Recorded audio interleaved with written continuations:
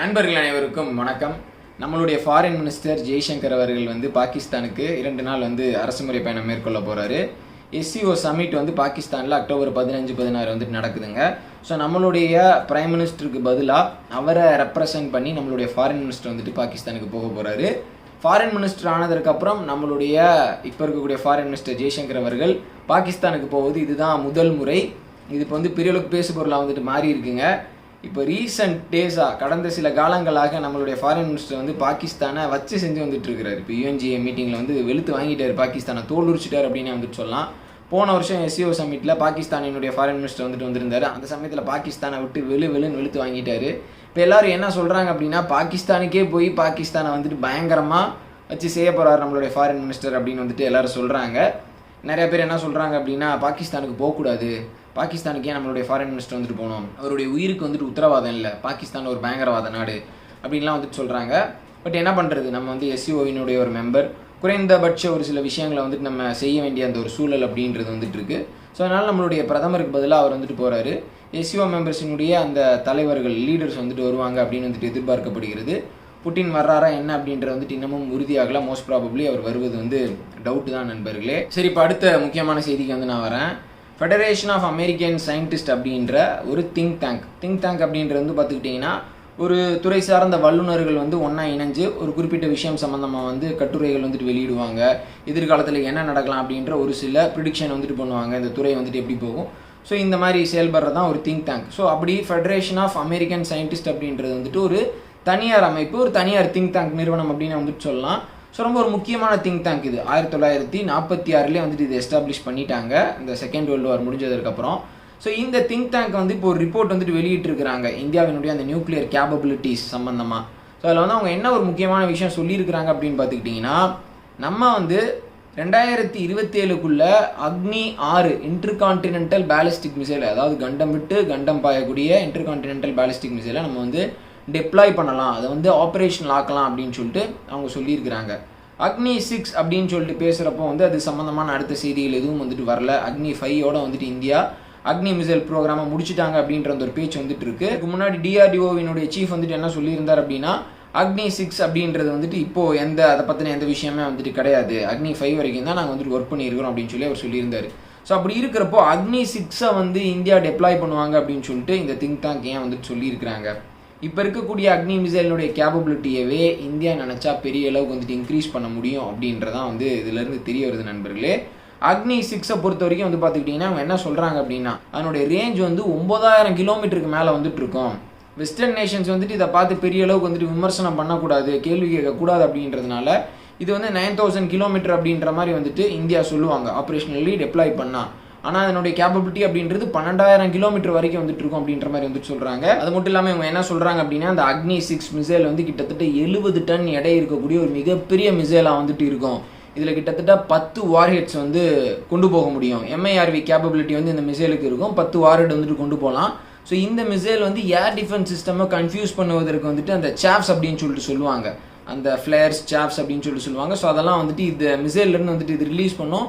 So இதனால் incoming அந்த interceptor missiles confuse ஆகும், எது வரக்கூடிய மிசைல் அப்படின்னு கன்ஃபியூஸ் ஆகும் அப்படின்னு இவங்க சொல்கிறாங்க. அது மட்டும் இல்லாமல் இவங்க மற்றும் ஒரு முக்கியமான விஷயம் சொல்கிறாங்க. என்ன அப்படின்னா, இந்தியா கிட்டத்தட்ட 210 நியூக்ளியர் வார்ஹெட்ஸுக்கு தேவையான வெப்பன் கிரேட் புளுட்டோனியம் இருக்குது. ஆனால் இப்போ இந்தியா கிட்டத்தட்ட 172 வார்ஹெட்ஸ் அசம்பிள் பண்ணி இண்டெக்ட் பண்ணி வச்சிருக்கிறாங்க. அதாவது இந்த டெலிவரி பிளாட்ஃபார்ம்ஸோட அவங்க இண்டெக்ட் பண்ணி வச்சிருக்கிறாங்க அப்படின்னு சொல்கிறாங்க. இந்தியாவினுடைய இந்த நியூக்ளியர் கேப்பபிலிட்டிஸ் அப்படின்றது வரப்போகிற நாட்களில் பெரிய அளவுக்கு அதிகமாகும். அவங்களுடைய நியூக்ளியர் வார்ஹெட்ஸினுடைய எண்ணிக்கை அதிகமாகும். அது எதனால் அப்படின்னு பார்த்துக்கிட்டிங்கன்னா, இந்தியாவினுடைய அந்த சப்மரைன் லான்ச்டு பேலிஸ்டிக் மிசைல்ஸ் அதனுடைய எண்ணிக்கை அதிகமாகும். அது மட்டும் இல்லாமல் இந்தியா இன்னமும் நிறைய MIRV கேப்பபிலிட்டி இருக்கக்கூடிய இந்த அக்னி மிசைல்ஸை பிளேஸ் பண்ணுவாங்க, சைனாவுக்கு எதிராக நிலைநிறுத்துவாங்க அப்படின்னு சொல்கிறாங்க. ஸோ ஓவரால் சீனாவுக்கு எதிராக நம்ம பெரிய அளவுக்கு அந்த நியூக்ளியர் டிட்டரன்ஸ் கேப்பபிலிட்டியை அதிகப்படுத்தி இருக்கிறோம். கண்டிப்பாக இது சீனாவுக்கு ஒரு மிகப்பெரிய அச்சத்தை ஏற்படுத்தும் அப்படின்னு சொல்லலாம் நண்பர்களே. சரி, இப்போ சைனா வியட்நாம் சம்மந்தமான ஒரு முக்கியமான விஷயத்துக்கு நான் வரேன் நண்பர்களே. வியட்நாம் குதிச்சு போயிருக்கிறாங்க. வியட்நாமில் இருக்கக்கூடிய ஒவ்வொரு மக்களும் ஒவ்வொரு இளைஞர்களும் பார்த்துக்கிட்டிங்கன்னா அவங்க முகம் சுழிச்சு, ஏன்னா அந்த சீனாக்காரன் இப்படி இருக்கிறான் அப்படின்னு சைனாவை வெறுக்கிற அளவுக்கு ஒரு சம்பவம் நிகழ்ந்திருக்கு.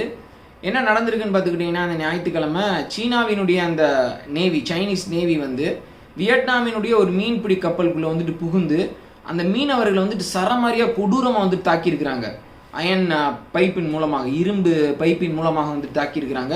இதில் பல மீனவர்கள் வந்து பார்த்துக்கிட்டிங்கன்னா கொடூரமான காயங்கள் வந்து ஏற்பட்டிருக்கு. ஒருத்தவங்களுக்கு வந்து கால் உடஞ்சி போயிருக்கு, இன்னும் 2 பேருக்கு வந்துட்டு பார்த்துக்கிட்டிங்கன்னா கை உடஞ்சி போயிருக்கு. அந்த மீனவர்கள் வந்து அந்த கப்பல்லேருந்து இறக்குறப்போ வந்து எல்லாருமே ஸ்ட்ரெச்சர் கொண்டு போயிட்டு தான் வந்துட்டு அவங்களை இறக்கியிருக்கிறாங்க. கிட்டத்தட்ட 40 சைனீஸ் நேவி பர்சனல்ஸ் வந்துட்டு அந்த கப்பலுக்குள்ளே புகுந்து இப்படிப்பட்ட ஒரு பெரிய அட்டூழியத்தை வந்து செஞ்சுருக்கிறாங்க. இது எங்கே நடந்திருக்கு அப்படின்னு பார்த்துக்கிட்டிங்கன்னா பாராசைல் ஐலண்ட்ஸ் அப்படின்ற அந்த தீவுகளினுடைய அந்த கடற்பகுதி பக்கத்தில் வந்து நிகழ்ந்திருக்கு நண்பர்களே. வியட்நாம் வந்து சைனாவோட ஒரு சுமூகமான உறவை வச்சுக்கணும் அப்படின்னு சொல்லிட்டு அளவுக்கு வந்துட்டு முயற்சி பண்ணுறாங்க. இப்போ கூட ரீசெண்டாக ஆகஸ்ட் 2024 வியட்நாமினுடைய புதிய பிரசிடென்ட் பதவியேற்றதற்கு அப்புறம் முதல் அரசுமுறை பயணமாக வந்துட்டு சீனாவுக்கு தான் வந்துட்டு போனார். ஸோ அப்படி நிறைய எஃபர்ட் வந்துட்டு வியட்நாம் வந்து எடுத்து வந்துட்டு இருக்கிறாங்க. ஆனால் அப்படி செஞ்சும் கூட சைனா வந்து அவங்களுக்கு இப்படிப்பட்ட ஒரு விஷயத்தை வந்து திருப்பி கொடுத்துருக்குறாங்க. அதனால வியட்நாமினுடைய மக்கள் வந்து கொதிச்சு போயிருக்கிறாங்க இந்த செய்தி வந்து அவங்க கேட்ட உடனே. வியட்நாமினுடைய ஃபாரின் மினிஸ்ட்ரி வந்து இந்த இன்சிடென்ட்டை பெரிய அளவுக்கு கண்டித்து பேசியிருக்கிறாங்க. வியட்நாமிற்கான சீன தூதரை வந்துட்டு கூப்பிட்டு சம்மன் பண்ணி எச்சரிச்சு வந்துட்டு அனுப்பிச்சிருக்கிறாங்க. சீனா வந்துட்டு என்ன சொல்லியிருக்கிறாங்க அப்படின்னா, எங்களுடைய நேவி பர்சனல்ஸ் அந்த மாதிரிலாம் வந்துட்டு செயல்படலை. நாங்கள் மீன்பிடி கப்பல் வந்து எங்களுடைய பகுதிக்குள்ளே வந்தது அப்படின்னா நாங்கள் வந்து அதை ப்ரொஃபஷனலாக தான் வந்துட்டு நாங்கள் தடுத்து நிறுத்துவோம். அப்படியெல்லாம் உள்ளே இறங்கி வந்துட்டு மோசமாலாம் வந்துட்டு நாங்கள் செயல்பட மாட்டோம் அப்படின்னு சொல்லிட்டு, நாங்கள் அப்படி செயல்படவே இல்லை அப்படின்னு சொல்லிட்டு சீனா வந்து ஒரு பச்சை புழுகு வந்துட்டு புழுகி இருக்கிறாங்க. சீனாவுக்கும் வியட்நாமுக்கும் இடையில வந்து பார்த்துக்கிட்டிங்கன்னா இதற்கு முன்னாடி கடலில் நிறைய ஸ்டாண்ட் ஆஃப் வந்துட்டு நிகழ்ந்திருக்கு. நம்மளுக்கு எப்படி எல்ஏசியில் சீனாவோட ஸ்டாண்ட் ஆஃப் நிகழ்ந்திருக்கோ அதே மாதிரி கடலில் வந்து பார்த்துக்கிட்டிங்கன்னா 2014 ஒரு ஸ்டாண்ட் ஆஃப், 2019 ஒரு ஸ்டாண்ட் ஆஃப், 2023 ஒரு ஸ்டாண்ட் ஆஃப். ஸோ இவங்களுடைய கப்பல் இருக்கும், ஆப்போசிட்டில் அவங்களுடைய கப்பலும் வந்துட்டு இருக்கும். ஸோ நேருக்கு நேர் அப்படியே வந்துட்டு நிற்கிறது. ஸோ அதற்கப்புறம் வந்துட்டு ஒரு உறவை கொஞ்சம் ஸ்மூத்தாக கொண்டு போகலாம் அப்படின்னு சொல்லிட்டு வந்துட்டு வியட்நாம் ட்ரை பண்ணுறாங்க. ஆனால் மீண்டும் சீனா அவங்களுடைய உண்மை முகத்தை வந்துட்டு காட்டுறாங்க. ஏற்கனவே சவுத் சைனா சீல வந்து பார்த்துக்கிட்டிங்கன்னா டென்ஷன் ரொம்பவே வந்துட்டு அதிகமாக இருக்குது சீனாவினுடைய செயல்பாடுகள்னால. பிலிப்பைன்ஸோட பெரிய அளவுக்கு அத்துமீறி செயல்பட்டு வந்துட்டு இருக்கிறாங்க. ஸோ இப்போது இந்த சம்பவம் வந்துட்டு வேறு நண்பர்களே, இந்த பாராசைல் தீவுகள் அப்புறம் வந்து இந்த ஸ்ப்ராட்லி ஐலாண்ட்ஸ் இது எல்லாமே வந்து பார்த்துக்கிட்டிங்கன்னா டிஸ்பியூட்டட் ஐலாண்ட்ஸ், சர்ச்சைக்குள்ளான தீவுகள் இது. ஆனால் இது வந்து முழுக்க முழுக்க இப்போ யாருடைய கட்டுப்பாட்டில் இருக்குது அப்படின்னு பார்த்துக்கிட்டிங்கன்னா சீனாவினுடைய கட்டுப்பாட்டில் தான் வந்துட்டு இருக்கு. சீனா இந்த தீவை பிடிச்சது மட்டும் வந்துட்டு இல்லாமல் சுற்றி இருக்கக்கூடிய பெரிய அளவுக்கு கடற்பகுதிகளை அவங்கள தவிர வேறு யாருமே வந்துட்டு மீன் பிடிக்க கூடாது அப்படின்னு சொல்லிட்டு ஒரு பெரிய கட்டுப்பாடு வந்துட்டு சீனா வந்துட்டு விதிச்சிருக்கிறாங்க. ஒட்டுமொத்த தென்சீன கடல் பகுதியுமே வந்துட்டு அவங்களுக்கு தான் சொந்தம் அப்படின்ற மாதிரி வந்துட்டு சீனா செயல்பட்டு வந்துட்டு இருக்கிறாங்க. இப்போ பிலிப்பைன்ஸ் கிட்ட வந்துட்டு பார்த்துக்கிட்டிங்கன்னா இந்த தாமஸ் ஷோல் அப்படின்னு சொல்லிட்டு ஒரு பகுதி இருக்குது. ஸோ அந்த பகுதியை வந்து எப்படியாவது பிலிப்பைன்ஸ் கிட்ட இருந்து வந்து கைப்பற்றணும் அப்படின்னு சொல்லிட்டு சீனா செயல்பட்டு வந்துட்டு இருக்கிறாங்க. ஒரு இடத்த கூட வந்துட்டு அவங்க விட்டு வைக்கணும்னு நினைக்கவே இல்லை. சரி, இப்போ அடுத்து ரொம்ப ஒரு முக்கியமான செய்தி. இந்த சாகோஸ் ஐலாண்ட்ஸ் அப்படின்ற சாகோஸ் தீவுகள் அப்படின்ற வந்துட்டு நீங்கள் கேள்விப்பட்டிருப்பீங்க. இந்திய பெருங்கடலில் வந்துட்டு இருக்கு. மொரீஷியஸுக்கு பக்கத்தில் இருக்கக்கூடிய தீவுகள். ஹிஸ்டாரிக்கலாக வந்து பார்த்துக்கிட்டிங்கன்னா இது மொரீஷியஸுக்கு சொந்தமான தீவுகள் தான். மொரீஷியஸை வந்து பிரிட்டன் ரூல் பண்ணாங்க. 1968 வந்துட்டு மொரீஷியஸுக்கு சுதந்திரம் கொடுத்தாங்க. ஆனால் அந்த சாகோஸ் தீவுகளை மட்டும் வந்து பார்த்துக்கிட்டிங்கன்னா பிரிட்டன் வந்து மொரீஷியஸ் கிட்ட வந்துட்டு கொடுக்கல. அதை வந்து அவங்களுடைய கண்ட்ரோல்லே வந்துட்டு வச்சுருந்தாங்க. இந்த சாகோஸ் தீவுகளுக்கு கீழே தான் வந்துட்டு பார்த்துக்கிட்டிங்கன்னா டிகோ கார்ஷியா அப்படின்ற ஒரு முக்கியமான ஒரு தீவு வந்துட்டு இருக்கு. அங்கே தான் அமெரிக்காவினுடைய அந்த நேவல் பேஸ் வந்துட்டு இருக்கு, முக்கியமான ஒரு மிலிட்டரி பேஸ் அது. ஸோ இப்போ வந்து பார்த்துக்கிட்டிங்கன்னா பிரிட்டன் வந்து இந்த சாகோஸ் தீவுகளை மீண்டும் வந்து மொரீஷியஸுக்கே கொடுப்பது அப்படின்னு சொல்லிட்டு சம்மதம் தெரிவிச்சிட்டாங்க. மிகப்பெரிய ஒரு வரலாற்று சிறப்புமிக்க செய்தி அப்படின்னே வந்துட்டு சொல்லலாம். ஸோ இது வந்து எவ்வளோ நாளுக்கு அப்புறம் வந்துட்டு நடந்திருக்கு அப்படின்னு பார்த்துக்கிட்டிங்கன்னா 2019 2021 இந்த 2 ஆண்டுகள் வந்து இன்டர்நேஷ்னல் கோர்ட் ஆஃப் ஜஸ்டிஸ், அப்புறம் வந்துட்டு யுனைடெட் நேஷன் ஜெனரல் அசம்பிளி, அப்புறம் international convention for law of seas, இவங்க எல்லாருமே வந்து பிரிட்டன் இந்த தீவுகளை வச்சிருக்கிறது நியாயமற்றது அப்படின்னு சொல்லிட்டாங்க. தெளிவாக ஒரு விஷயத்தை வந்துட்டு சொல்லிட்டாங்க. ஆனாலும் அதை ஃபாலோ பண்ணாமல் பிரிட்டன் வந்து இழுத்தடிச்சிருக்கிறாங்க. அப்புறம் 2022 வந்து பார்த்துக்கிட்டிங்கன்னா பல ரவுண்ட் ஆஃப் டிஸ்கஷன்ஸ் வந்துட்டு நடந்திருக்கு. மொரீஷியஸுக்கும் பிரிட்டனுக்கும் இடையில 13 ரவுண்ட் ஆஃப் டிஸ்கஷன்ஸ் வந்துட்டு நடந்திருக்கு. ஸோ அதற்கப்புறம் தான் வந்துட்டு இப்போ நாங்கள் அதை கொடுக்குறோம் அப்படின்னு சொல்லிட்டு பிரிட்டன் வந்து ஒத்துக்கிட்டாங்க. பல ஆண்டுகளாக 1968 வந்துட்டு மொரீஷியஸ் வந்து எங்களுக்கு சொந்தமான தீவை வந்துட்டு கொடுங்க அப்படின்னு சொல்லி கேட்டு வந்துட்டு இருக்காங்க. இப்போ தான் கடந்த ஒரு 4-5 வருஷமாக அந்த விஷயம் வந்துட்டு சூடு பிடிச்சிருக்கு. ஸோ அதற்கப்புறம் ஃபைனலி பிரிட்டன் வந்து ஓகே சொல்லிட்டாங்க. இதுலேயும் வந்து பார்த்துக்கிட்டிங்கன்னா இந்த சாகோஸ் தீவுகளில் டியகோ கார்ஷியா வந்துட்டு அவங்க கொடுக்கல. அது வந்து எங்ககிட்டே தான் இருக்கும், அதை தவிர மற்ற எல்லாத்தையுமே எடுத்துக்கோங்க அப்படின்ட்டாங்க. ஸோ இதுவும் நியாயம் இல்லை தானே. அந்த டியகோ கார்ஷியாலாம் வந்து பார்த்துக்கிட்டிங்கன்னா அமெரிக்காவினுடைய ஒரு முக்கியமான பேஸ் வந்துட்டு இருக்கு. பிரிட்டனும் அமெரிக்காவும் சேர்ந்து தான் வந்துட்டு அதை ஆப்ரேட் பண்ணுறாங்க. சீனாவை டிட்டர் பண்ணுவதற்கு அது ஒரு முக்கியமான ஒரு அசட்டாக வந்துட்டு அவங்க பார்க்குறாங்க. ஏன்னா இந்தியன் ஓஷனில் ஒரு முக்கியமான ஒரு புள்ளியில் வந்துட்டு அந்த பேஸ் வந்துட்டு இருக்கு. பிரிட்டன் வந்து இந்த சாகோஸ் தீவுகளை வந்துட்டு அவங்களுடைய கட்டுப்பாட்டு கீழே வந்துட்டு வச்சுருந்தாங்கல்ல. ஸோ அவங்க வந்து பார்த்தீங்கன்னா அங்கே இருக்கக்கூடிய அந்த தீவுகளில் இருக்கக்கூடிய அந்த பூர்வக்குடி மக்களை வந்து மொரீஷியஸ்க்கே வந்துட்டு அனுப்பிச்சிட்டாங்க. ஆயிரக்கணக்கானோரை வந்து பார்த்துக்கிட்டிங்கன்னா நீங்கள் இங்கே இருக்கக்கூடாது அப்படின்னு சொல்லிட்டு கொடுமைப்படுத்தி அந்த தீவை விட்டே வந்துட்டு அனுப்பிச்சிட்டாங்க. இப்போ மீண்டும் வந்து அந்த மக்கள் அந்த தீவுக்கு குடிபெயருவாங்களா அப்படின்றது வந்து ஒரு கேள்வியாக இருக்குது. நிறைய பேர் என்ன சொல்கிறாங்க அப்படின்னா, இதற்கப்புறம்லாம் நாங்கள் திருப்பி அங்கே போக மாட்டாங்க அப்படின்ற மாதிரி வந்துட்டு சொல்கிறாங்க.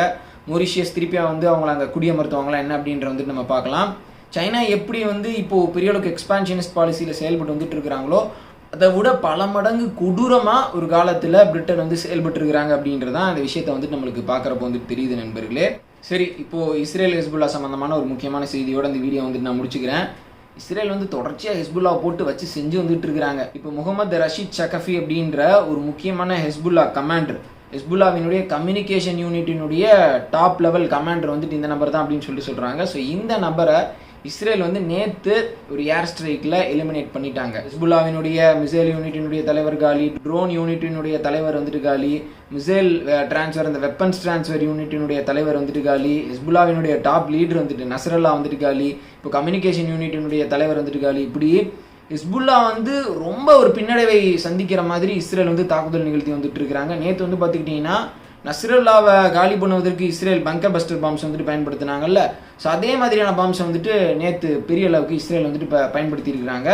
அப்போது நஸ்ருல்லாவை காலி பண்ணப்போ அந்த சத்தத்தை விட நேற்று பயங்கரமான சத்தம் வந்தது அப்படின்னு சொல்லிட்டு அங்கே இருக்கக்கூடிய அந்த லோக்கல் பீப்புள் வந்துட்டு சொல்கிறாங்க நண்பர்களே. ஸோ அப்படி இஸ்ரேலினுடைய அந்த அட்டாக் அப்படின்றது லெபனான், சதர்ன் லெபனானில் ரொம்ப இன்டென்ஸாக வந்துட்டு போய்கிட்டு இருக்கு. இன்னொரு பக்கம் ஈரான் வந்து பார்த்துக்கிட்டிங்கன்னா டோட்டல் அலர்ட்டில் வந்துட்டு இருக்கிறாங்க. இஸ்ரேல் வந்து எந்நேரமும் ஒரு பதில் தாக்குதல் நிகழ்த்தலாம் அப்படின்னு சொல்லிட்டு, அதனால் அவங்களுடைய ஏர் டிஃபென்ஸ் சிஸ்டம் வந்துட்டு பெரிய அளவுக்கு ஆக்டிவாக வந்துட்டு வச்சிருக்கிறாங்க. ரஷ்யா கிட்டேருந்து பெரிய அளவுக்கு உதவி கேட்டிருக்கிறாங்க. முக்கியமான சேட்டிலைட் இன்ஃபர்மேஷன் ஏதாவது வந்தது அப்படின்னா, சர்வேலன்ஸ் இன்ஃபர்மேஷன் ஏதாவது வந்தது அப்படின்னா உடனடியாக எங்களை அலர்ட் பண்ணுங்கள், எங்களுக்கு வந்துட்டு அசிஸ்ட் பண்ணுங்கள் அப்படின்னு சொல்லிட்டு ரஷ்யா கிட்ட ஈரான் வந்து ஒரு முக்கியமான கோரிக்கை வச்சிருக்கிறதாக வந்துட்டு கூறப்படுகிறது நண்பர்களே. மிடில் ஈஸ்ட்டை பொறுத்த வரைக்கும் நிலைமை வந்து என்னாலும் இல்லாத அளவிற்கு மிகப்பெரிய லெவலில் மோசமாக வந்துட்டு இருக்கு. இப்போ அடுத்து இஸ்ரேல் ஒரு தாக்குதலை நிகழ்த்தினாங்க அப்படின்னா கண்டிப்பாக கச்சா எண்ணெயினுடைய விலை தாறுமாறாக உயரும். அதற்கு பதிலுக்கு ஈரான் ஒரு தாக்குதல் நிகழ்த்தினாங்கன்னா இன்னும் நிலைமை வந்துட்டு மோசமாக போகும். இது எங்கே போய் முடிய போதோ அப்படின்றது தெரில. ஸோ உங்களுடைய கருத்துக்களை மறக்காமல் கமெண்ட் செக்ஷனில் வந்துட்டு சொல்லுங்கள். ரொம்ப நாளைக்கு அப்புறம் நான் நிறையா முக்கியமான செய்தி எல்லாத்தையுமே வந்துட்டு ஒன்றா சேர்த்து பேசி இருக்கிறேன். வியட்நாம் சம்மந்தமான ஒரு செய்தி, இன்னொரு பக்கம் சாகோஸ் ஐலாண்ட் சம்மந்தமான முக்கியமான செய்தி, நம்ம அக்னி 6 சம்மந்தமான செய்தி. அதனால் மறக்காமல் சேனலை சப்ஸ்கிரைப் பண்ணுங்கள், உங்களுடைய சப்போர்ட்டை வந்துட்டு கொடுங்க. வீடியோ பார்த்தமைக்கு ரொம்ப நன்றி நண்பர்களே. உங்களுடைய கருத்துக்களை மறக்காமல் கமெண்ட் செக்ஷனில் சொல்லுங்கள். ஜெய் ஹிந்த்.